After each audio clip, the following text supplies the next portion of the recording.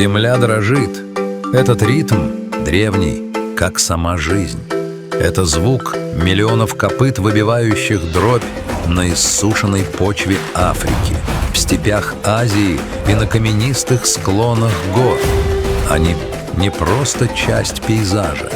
Они — его архитекторы, его жертвы и его гордость.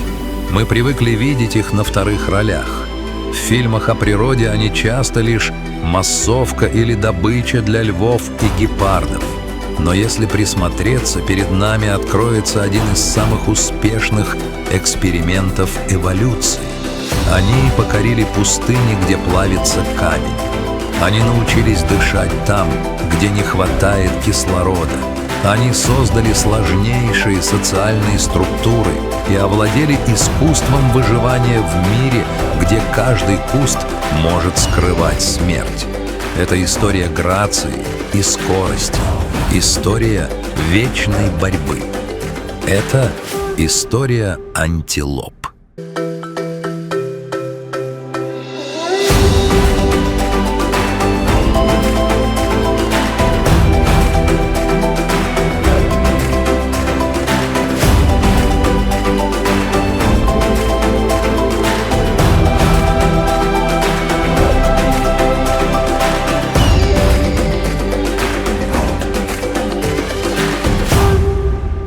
Слово «антилопа» звучит экзотически, но с научной точки зрения это настоящий ребус. Антилопа — это не один вид и даже не одно семейство. Это, по сути, все полорогие, которые не являются быками, овцами или козлами. Это огромная пестрая группа, насчитывающая около 100 различных видов. Что их объединяет? Прежде всего, желудок. Все они жвачные животные, способные переваривать самую жесткую, сухую и низкокалорийную растительность, превращая ее в энергию для безумных скоростей. Но их главная корона — это рога. В отличие от оленей, которые сбрасывают свои ветвистые украшения каждый год, антилопы носят свое оружие всю жизнь. Это костяной стержень, покрытый прочной кератиновой оболочкой, тем же веществом, из которого состоят наши ногти. У одних они острые, как кинжалы, способные пронзить леопарда. У других закручены в сложные спирали, служащие турнирным оружием. У третьих изогнуты, как лира, для красоты и ритуалов. От влажных джунглей до ледяных нагорий антилопы доказали, что травоядные могут быть не менее совершенными машинами выживания, чем хищники.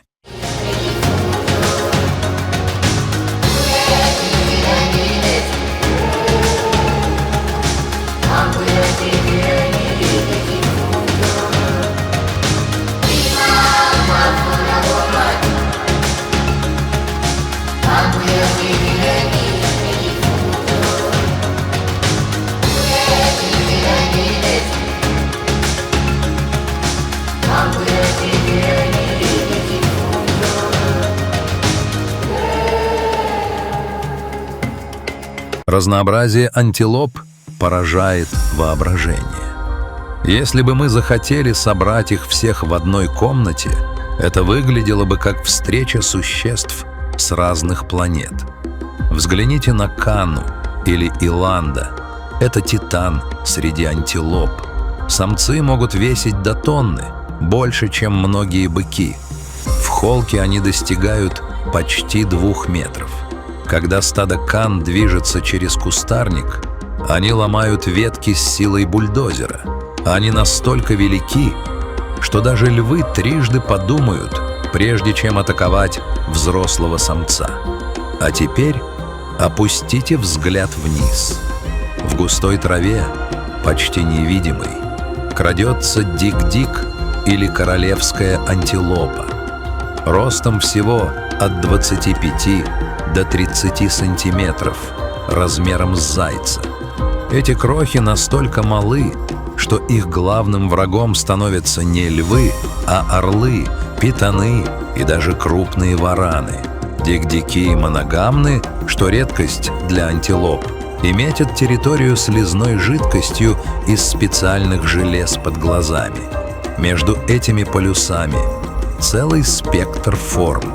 Геренук или жирафовая газель с невероятно длинной шеей научился вставать на задние ноги, чтобы дотягиваться до сочных листьев акации, недоступных другим конкурентам. Винторогие куду — призраки буша, чьи великолепные спиральные рога и полосатые бока позволяют им растворяться в игре света и тени так, что заметить их можно лишь в упор. Каждая форма, каждый изгиб тела — это ответ на конкретный вызов окружающей среды.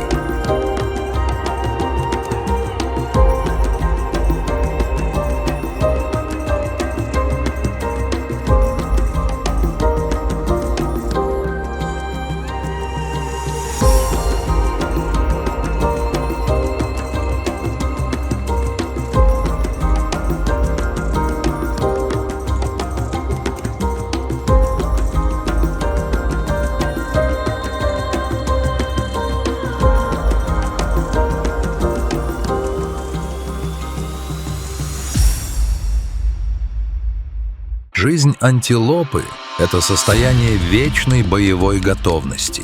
Их эволюция шла рука об руку с эволюцией самых совершенных убийц планеты — львов, леопардов, гепардов, гиеновидных собак. Это биологическая гонка вооружений, которая длится миллионы лет. Главное оружие антилопы — скорость. Газель Томпсона может разгоняться до 80 км в час. Но просто быстро бежать недостаточно. Гепард быстрее. Поэтому газели используют маневренность. На полной скорости они способны совершать резкие повороты под углом 90 градусов. Их копыта действуют как шипы на спортивной обуви, обеспечивая идеальное сцепление. Но есть и другой трюк. Вы наверняка видели это. Антилопа подпрыгивает вертикально вверх, выгибая спину дугой и приземляясь на прямые ноги. Это называется стотинг или пронкинг. Зачем тратить драгоценную энергию на прыжки вверх, когда за тобой гонится смерть? Ученые считают, что это сигнал хищнику. Смотри, сколько у меня сил. Я здоров, быстр и полон энергии. Не трать время, погоня будет бесполезной. И часто это срабатывает. Хищник отказывается от преследования, выбирая жертву слабее. Их чувства обострены до предела. Глаза антилоп расположены по бокам головы, обеспечивая панорамный обзор почти на 360 градусов. Они видят движение за спиной, не поворачивая головы. Их уши, похожие на локаторы, вращаются независимо друг от друга, улавливая хруст ветки за сотни метров.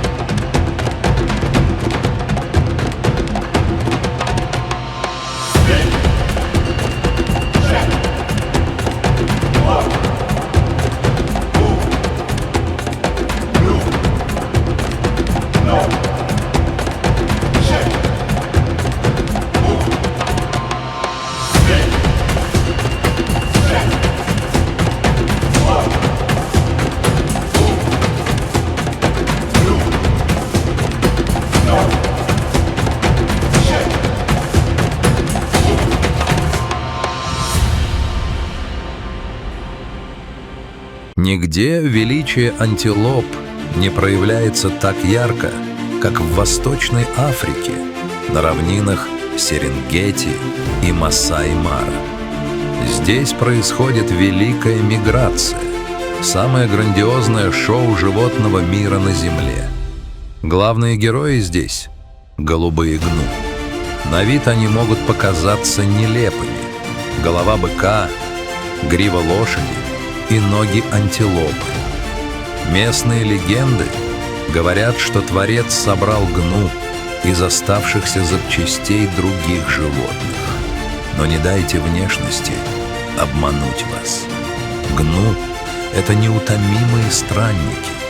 1,5 миллиона антилоп гну, сопровождаемые сотнями тысяч зебр и газелей, движутся в бесконечном круге поиска свежей травы и воды. Это живой организм размером с небольшую страну. Кульминация этого путешествия — переправа через реку Мара. Это сцена чистого хаоса и героизма. Вода кишит нильскими крокодилами, ожидающими своего ежегодного пира.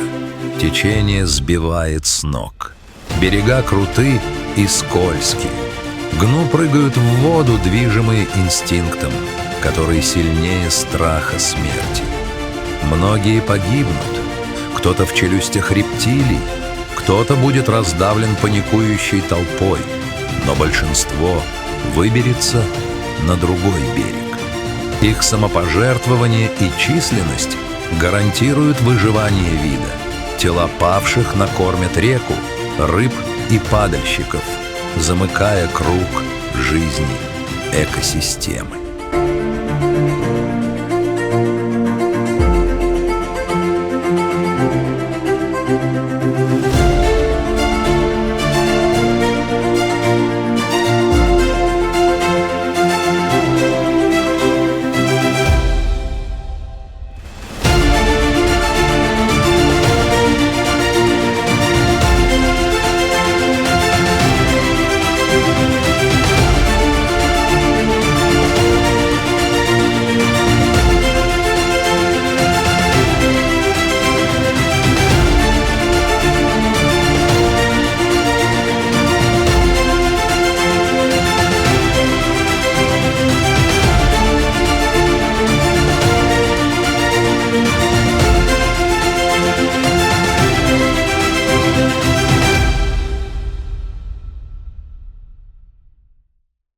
Но не все антилопы любят открытые пространства.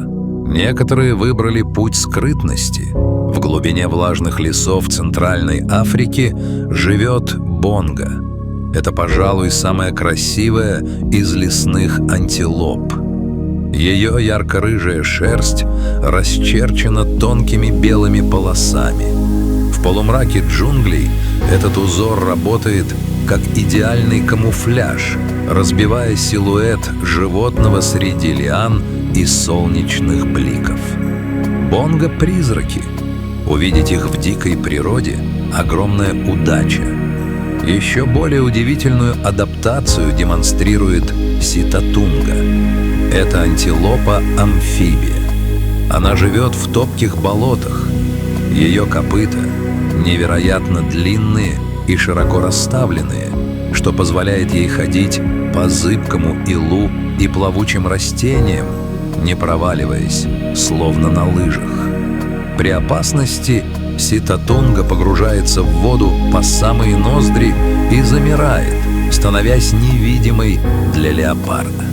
А высоко в горах, на скалистых уступах Эфиопии и Южной Африки обитают клипшпрингеры — скальные прыгуны. У них уникальные копыта. Они ходят буквально на цыпочках, опираясь на крошечные пятачки, похожие на резину. Это дает им феноменальное сцепление с камнем. Они могут запрыгнуть на выступ размером с монету, спасаясь там, где ни один хищник не сможет удержаться.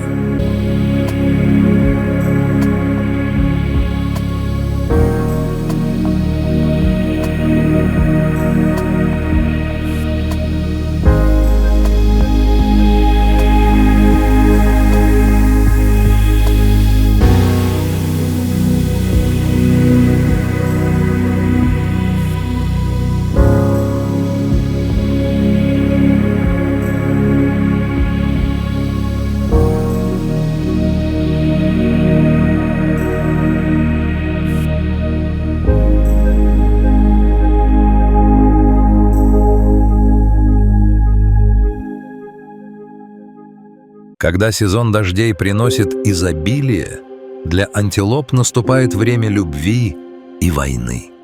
Саванна превращается в арену. У большинства видов самцы не участвуют в воспитании потомства. Их цель – передать свои гены. Для этого нужно доказать, что ты лучший. Турниры антилоп – это смесь ритуального танца и жестокой схватки. Удар рогами, клинч, попытка вывернуть шею сопернику. Несмотря на острые рога, большинство дуэлей заканчивается бегством слабого, а не смертью. Природа бережет сильных самцов. У антилоп топи есть удивительный обычай. Самцы создают так называемые леки – брачные арены. Каждый занимает крошечный участок земли и яростно охраняет его. Лучшие участки в центре. Самки приходят туда, выбирая тех, кто сумел занять и удержать самое престижное место. Чтобы выглядеть еще более устрашающе и привлекательно, самцы топи вываливаются в грязи, делая свою шкуру черной и блестящей, словно надевают парадный мундир.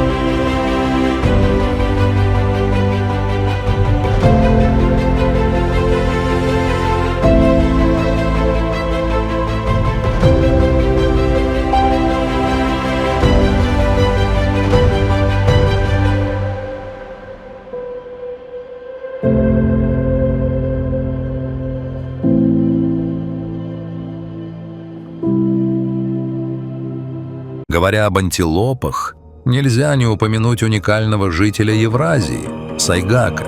Это реликт ледникового периода, современник мамонта. Внешность сайгака инопланетна. Его огромный горбатый нос, похожий на короткий хобот – это сложнейший инструмент выживания. Летом, когда степь раскалена и полна пыли, этот нос работает как фильтр, очищая воздух. Зимой, в лютые морозы, сложная система пазух внутри носа нагревает ледяной воздух, прежде чем он попадет в легкие. Сайгаки пережили саблезубых тигров и мамонтов, но в 20 веке едва не исчезли с лица земли из-за браконьерства. Их рога ценятся в традиционной медицине на вес золота. Однако, благодаря невероятным усилиям ученых и защитников природы, численность сайгака начала восстанавливаться. Это живой пример того, как хрупок этот мир и как много зависит от воли человека.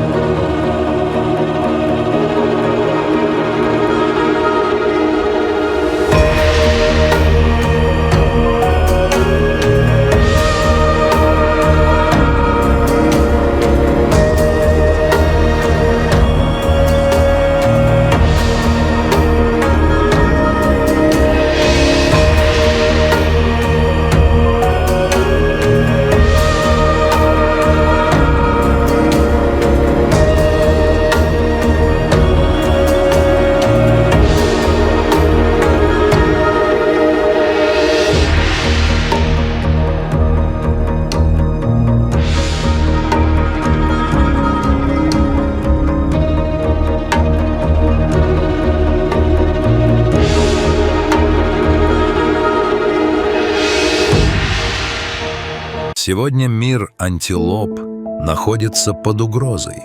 Их главные враги уже не львы и не засуха. Человеческая экспансия разрезает древние миграционные пути заборами и дорогами. Стада, которые веками ходили по одним маршрутам, упираются в колючую проволоку. Пастбища, где раньше кормились дикие антилопы, теперь заняты домашним скотом, который вытесняет диких собратьев и приносит с собой болезни. Гигантская канна, неуловимый бонго, редчайшая антилопа адакс, которых в дикой природе осталось меньше сотни, все они балансируют на грани. Но надежда есть. В Африке и Азии создаются новые заповедники. Экотуризм доказывает, что живая антилопа приносит экономике больше пользы, чем убитая. Программы по разведению редких видов, таких как аравийский орикс, который был полностью истреблен в дикой природе, а затем успешно возвращен, показывают, что мы можем исправлять свои ошибки.